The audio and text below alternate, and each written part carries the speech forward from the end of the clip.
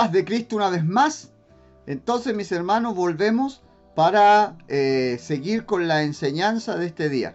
Estamos en la escuela de discipulado Sígame. Estamos en el nivel madurar.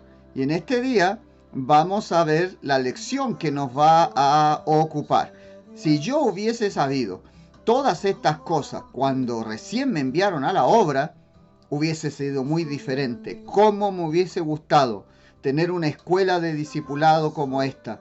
Hermanos, yo siento que estamos en el momento preciso de refundar, de volver a impulsar el trabajo de la obra de Dios, pero ahora sacando el mayor provecho de lo que Dios ha puesto en nuestras manos.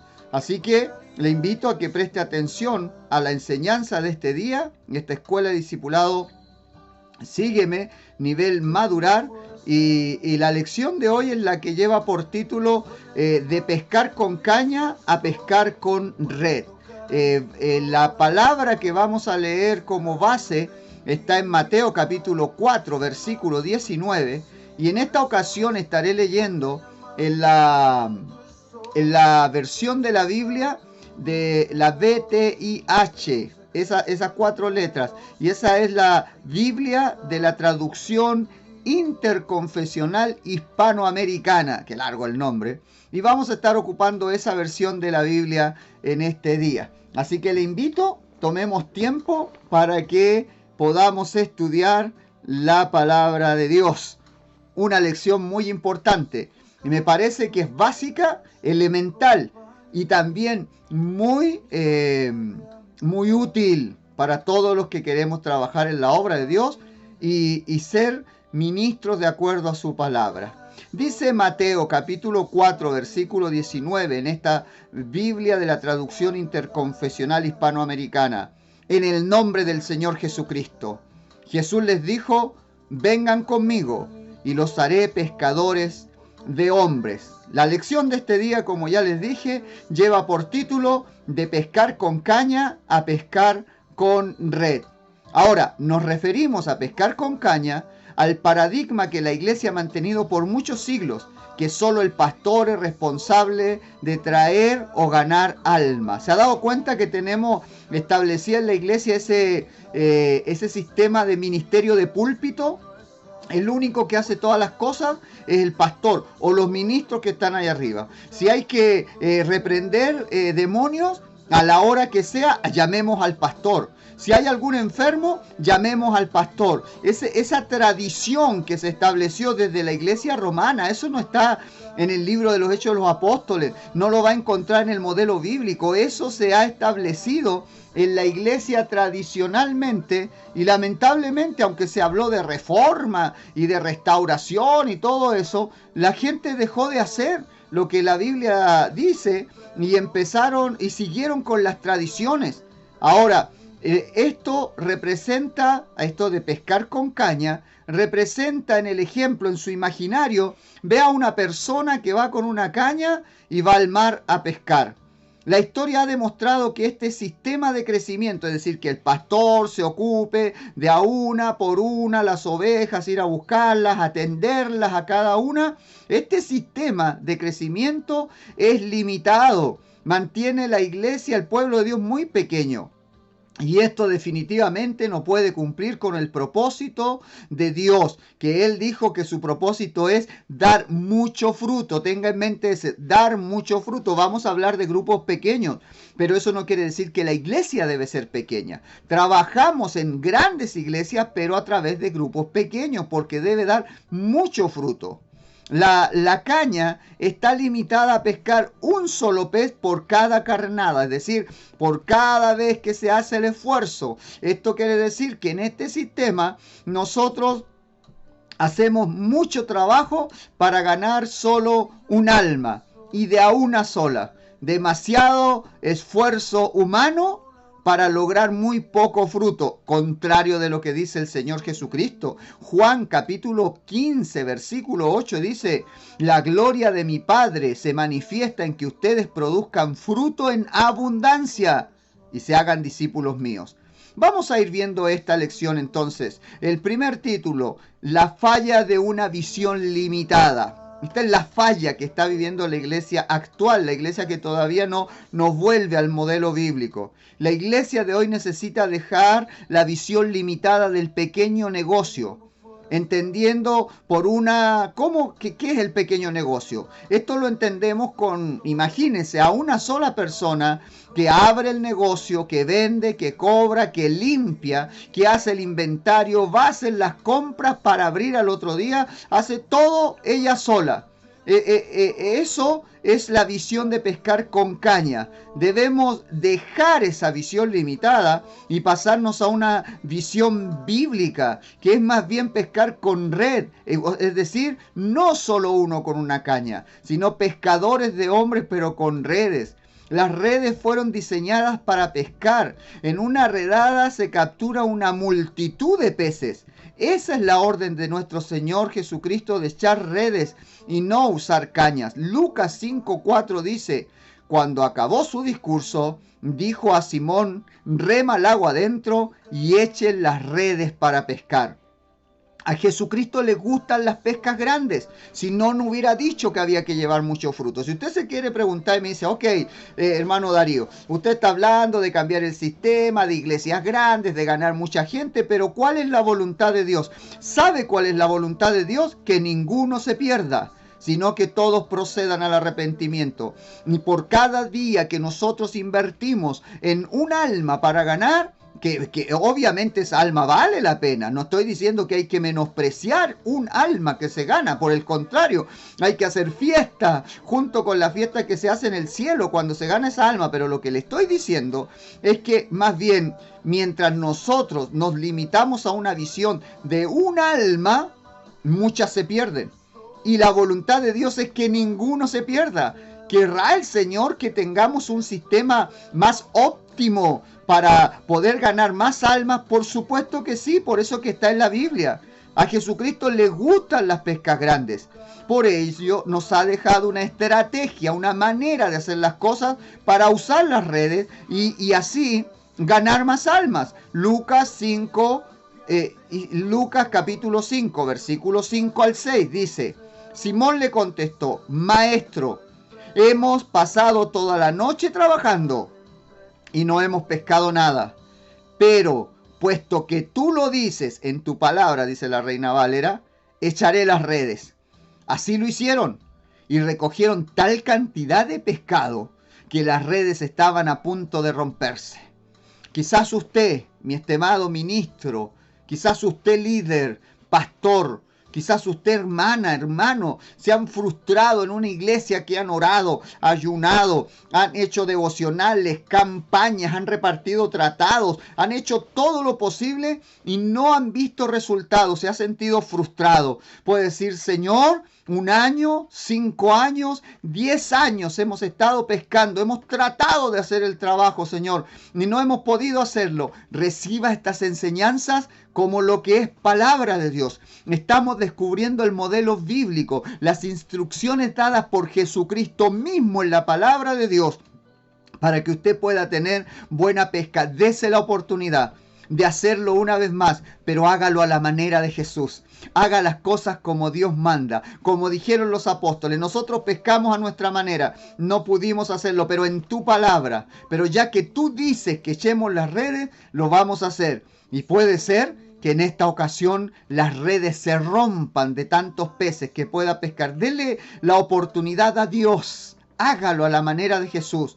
En las redes podemos ver a la iglesia de Cristo entrelazada y trabajando todos en un mismo propósito, porque a eso nos mandó el Señor. Cuando vemos al hombre con una caña, vemos a un pastor usando un hilo en la punta de un anzuelo y pescar todo lo que pueda. Nunca va a ser más que un pez.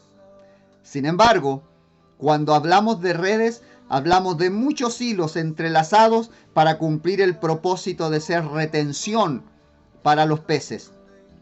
La iglesia, todos sus miembros trabajando, involucrados en el propósito de Dios de ganar al perdido. Marcos 16:15 dice: les dijo: vayan por todo el mundo y proclamen a todos la buena noticia. Nunca pasó por la mente del Señor Jesucristo dar el trabajo de pescar a un solo hombre, sino a todos los santos. Así que en la iglesia podemos ver las redes, o en las redes vemos un reflejo de la iglesia, entrelazada y trabajando todos con un mismo propósito, porque a eso nos mandó el Señor: vayan por todo el mundo y proclamen a todos la buena noticia. El Señor Jesucristo no le mandó a uno a hacer el trabajo. Cuando el Señor Jesucristo da la gran comisión, da el trabajo a todos los santos. Efesios capítulo 4, versículo 11 al 12 dice: Él es quien a unos ha hecho apóstoles, a otros profetas, a otros anunciadores del mensaje evangélico, a otros encargados de dirigir y enseñar a los fieles. Capacita así a los creyentes para que desempeñen su ministerio y construyan el cuerpo de Cristo. ¿Quiénes tienen que cumplir su ministerio, desempeñar su ministerio? Los creyentes.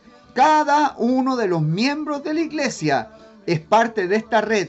Esto no es una cuestión del pastor o del ministro que está a cargo. Esto es una cuestión de todos nosotros. Mire, vamos a hacer una comparación entre la iglesia de hoy en día y la iglesia como se muestra en el Nuevo Testamento.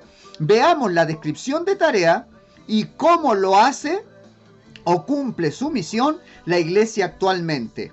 La ubicación, la iglesia actual, veamos primero. Su ubicación está en edificios y templos. Su tamaño, tratar de ser un grupo grande, pero es impersonal. Su programa es semanal, dirigido a ese grupo. Su sistema de ayuda, acudir al pastor en caso de problemas. Sus relaciones son remotas, son poco transparentes, frías. Su discipulado se hace a través de clases, libros, predicaciones. La tarea de los líderes, cumplir con el programa. Eso es un buen líder en una iglesia actual. La oración es limitada, es individual o programada. Tareas pastorales, predicar en el púlpito. Compromiso de los miembros, asistir, participar en el programa. La visión, ser parte de una congregación. La misión es congregarse. La enseñanza, apego a las tradiciones y normas de la organización. Los dones son usados por el ministerio en la plataforma. Su compromiso hacia la institución. La evaluación de cuándo un creyente ha madurado es la antigüedad y cuánto sabe. La sucesión ministerial, es decir, quién va a venir después a ocupar el lugar del ministro, ministerio profesional aprobado por la institución. Ahora veamos cómo en esta misma descripción de tareas se muestra la iglesia del Nuevo Testamento. Su ubicación, las casas. Solo usaban el templo los judíos. Si usted va a leer dentro del contexto de la iglesia en Jerusalén, allí iban al templo a hacer sus ceremonias porque eran judíos y no dejaron de serlo. Sin embargo, ahora tenían a Cristo en sus vidas.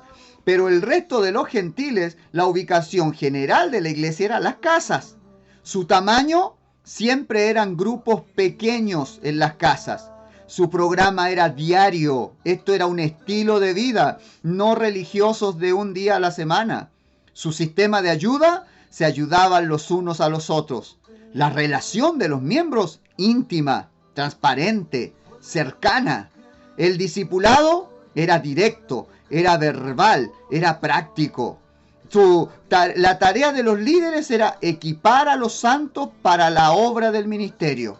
La oración era diaria y con mucho énfasis. Siempre estaban orando y se estaba moviendo el poder de Dios y estaban viendo obras, prodigios, milagros grandes.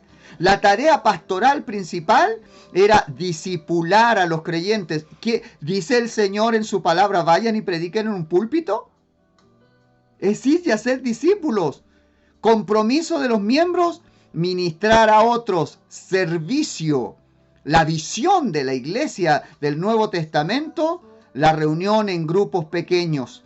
¿Cuál era su misión? Ir y hacer discípulos. La enseñanza se remitía a la aplicación de las escrituras, a las necesidades y a las relaciones. Los dones del Espíritu eran ejercidos por todos los creyentes. Compromiso de los creyentes era cumplir con la misión de la iglesia. ¿Cómo se evaluaba si un creyente había madurado, si estaba comprometido? Era si estaba sirviendo, cómo servía dentro de la iglesia. Y la sucesión ministerial, es decir, ¿quiénes tomaban el puesto después para seguir sirviendo en el ministerio?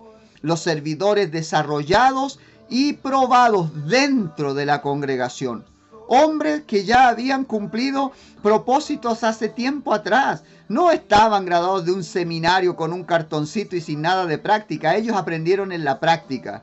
En la pesca con red, el pastor recobra su función bíblica y los miembros comienzan a trabajar en la obra. Hechos 6, del 1 al 4 dice así: por entonces, al crecer extraordinariamente el número de los discípulos, surgió un conflicto entre los creyentes de procedencia griega y los de origen hebreo. Aquellos se quejaban de que estos últimos no atendían debidamente a las viudas de su grupo cuando distribuían el sustento diario. Los 12 apóstoles reunieron entonces al conjunto de los discípulos, no dice a la iglesia ni a los creyentes, a los discípulos, porque ellos fueron enviados a ser discípulos. Esa era la congregación. Y les dijeron: no conviene que nosotros dejemos de proclamar el mensaje de Dios para ocuparnos en servir a las mesas. Por tanto, hermanos, a los creyentes, escojan entre ustedes. ¿Quiénes escogieron? Ellos. No fue la ordenación que vino de otra parte o de tal colegio. Entre ustedes a 7 hombres de buena reputación, que estén llenos del Espíritu Santo y de sabiduría, y les encomendaremos esta misión. ¿A quiénes? A los mismos miembros de la iglesia. Y así podremos nosotros dedicarnos a la oración y a la proclamación del mensaje. La iglesia primitiva entendió bien esta estrategia de pescar del Señor Jesucristo y llevó el evangelio a las casas, usando a todos los miembros del cuerpo para pescar. Lucas 10, versículo 1 dice: después de esto, el Señor escogió también a otros 72 y los envió de 2 en 2 delante de él a todos los pueblos y lugares a donde él pensaba ir. Si usted perteneciera a la congregación del Señor Jesucristo, imagínese, 200 personas que siempre estaban en el culto del Señor Jesucristo, y de pronto el Señor Jesucristo le dice: bueno, yo voy a ir a tal parte a predicar. ¿Usted para dónde iría? Exacto, ahí está el problema. A usted y a mí se nos ha instruido en la iglesia tradicional, la iglesia actual. Si Jesús iba para la izquierda, nos íbamos con él. Nosotros queríamos que el Señor nos siguiera hablando. No podemos estar más salvos. Dios no nos puede amar más. Dios no va a hacer más milagros en nuestras vidas, pero insistimos en seguirlos. Y el sistema del Señor no era ese. Ya los salvé. Ya ahora los comisiono. Yo me voy a tal lugar y ustedes se van a ir a 36 ciudades más diferentes. Vamos a estar en 37 lugares a la misma vez. Eso no es lo que está pasando ahora, sino que todos tenemos como visión pertenecer al grupo y que el pastor nos ministre. Y es por eso que estamos limitados. Hechos 5:42 dice: y tanto en el templo como por las casas continuaron día tras día enseñando y proclamando la buena noticia de que Jesús era el Mesías. La más alta prioridad para el Señor Jesucristo. Veamos esto, la segunda parte. La más alta prioridad para el Señor Jesucristo. Primera de Corintios, primera carta del apóstol Pablo a los Corintios, capítulo 6, versículo 12. Andan diciendo algunos: todo me está permitido. Sí, pero no todo es conveniente. Y aunque todo me esté permitido, no debo dejar que nada me esclavice. 1 Corintios 10:23 dice: todo está permitido, dicen algunos. Sí, pero no todo es conveniente. Y aunque todo esté permitido, no todo ayuda al provecho espiritual de los demás. La iglesia tiene una sola misión aquí en la tierra, que es llevar el precioso mensaje de salvación a los perdidos que se encuentran sin Dios y sin esperanza. Cualquier otra tarea que la iglesia realice, por más buena que parezca, si no cumple con la misión, se está perdiendo el tiempo. Dice el pastor Rick Warren en su libro Iglesia con propósito: lo primero que tendríamos que plantearnos es, al sentarnos y preguntarnos: ¿cuál es el negocio? ¿Y cómo va el negocio? ¿Para qué existe la iglesia?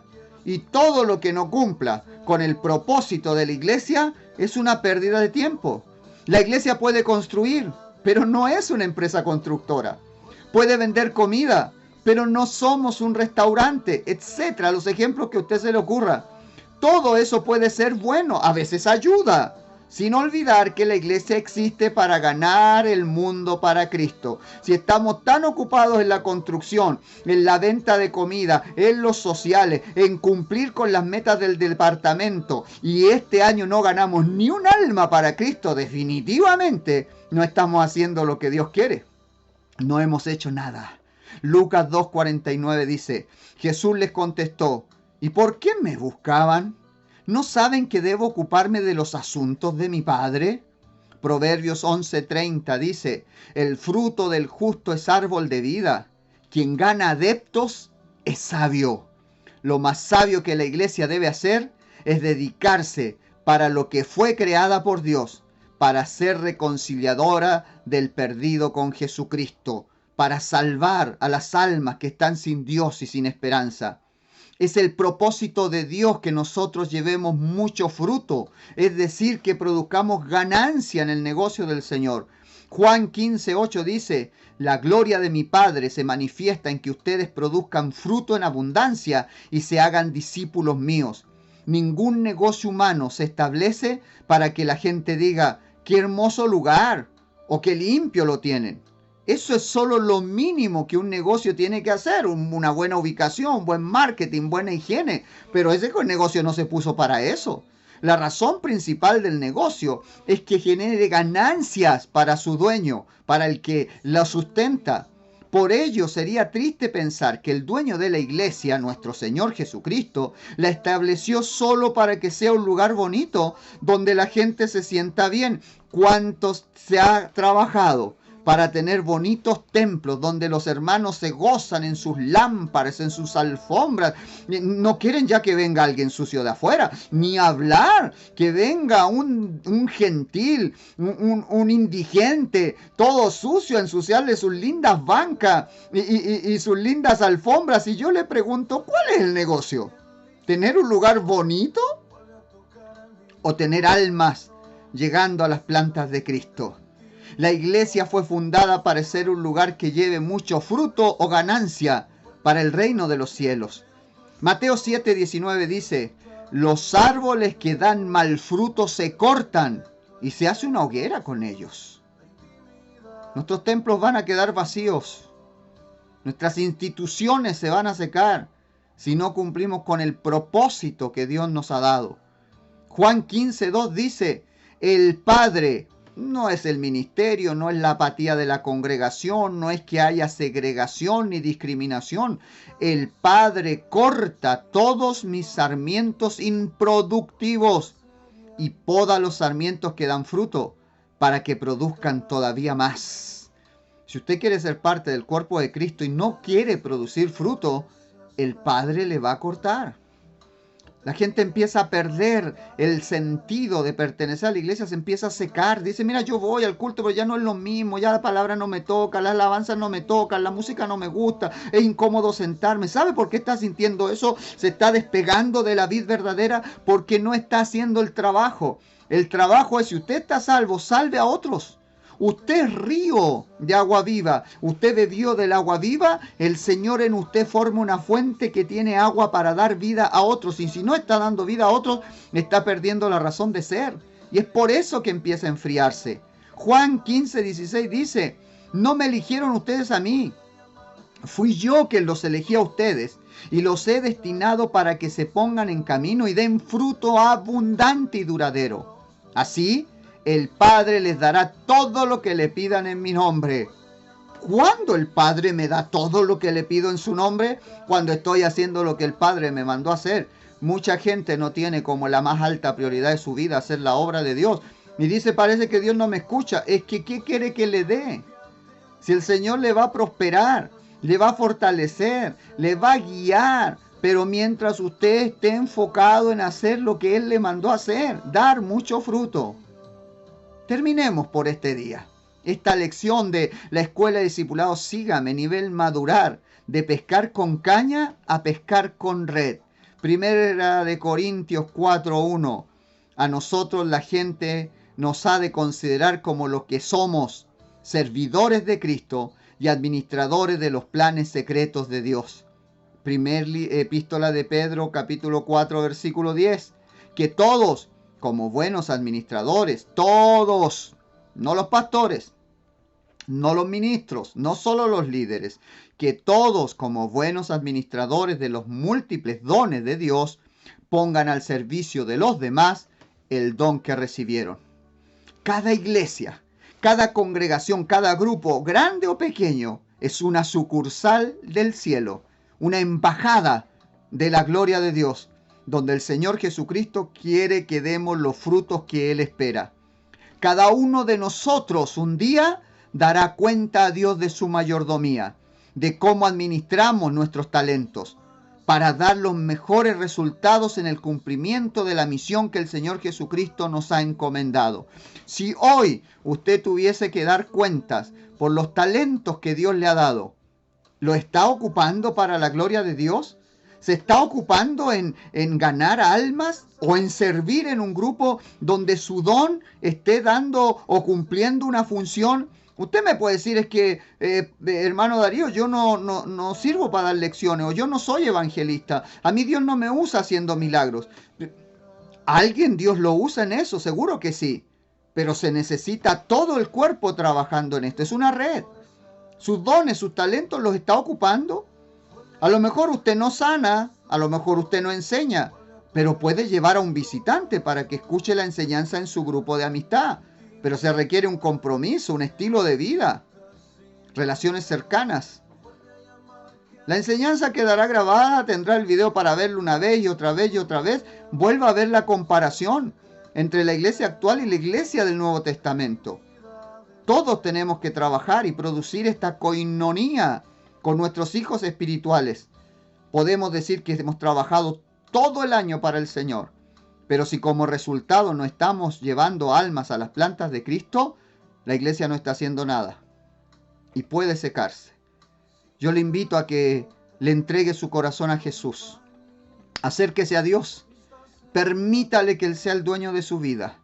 El Señor hará una obra grande. Si usted necesita un milagro, le aseguro que Dios lo va a hacer. Si usted necesita sanidad, Dios le sana. Necesita provisión, va a ver cómo Dios se va a encargar de usted y nunca va a tener necesidad de nada. Dios le proveerá todo, pero debemos ocuparnos en cumplir la misión que Dios nos ha dado.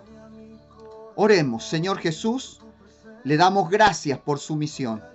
Le damos gracias por los talentos, dones y el lugar que nos ha dado en su cuerpo.